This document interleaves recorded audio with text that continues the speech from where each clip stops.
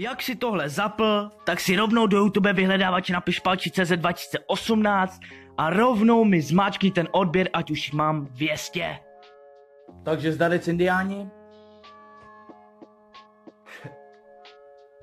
Dneska uvidíte Palčiho krásné fotky, snímky a do toho vám něco budu říkat. Takže si to užijte, přebíte a jdeme na to. Čus. Tahle fotka je z Palčiho brigády, kdy obrázinách makal, takže snad se vám líbí.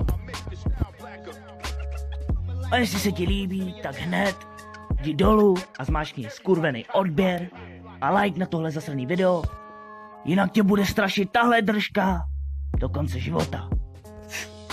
A to prostě, kámo, nechceš.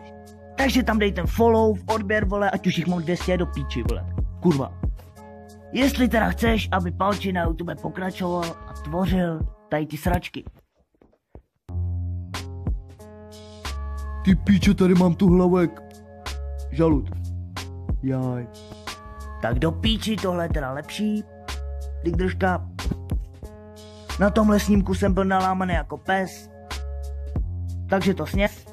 Je. Píči, nevím, ale co už mám říkat, kurva, na ty fotky skurvený, ty vole. Píči. Dík, noha, dík. Takovou nohu nemá nikdo.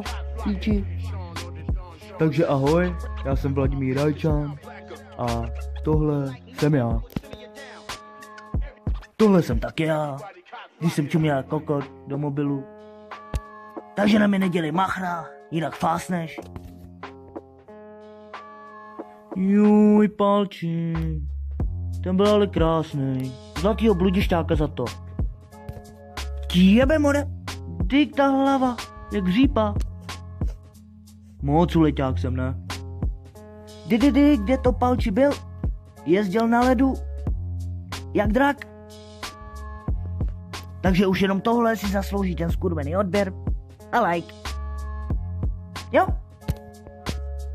Takže touhle beauty fotkou končím a mějte se. A nezapomeňte tuhle hlavu odebírat, sdílet, lajkovat a koukat, co vydám.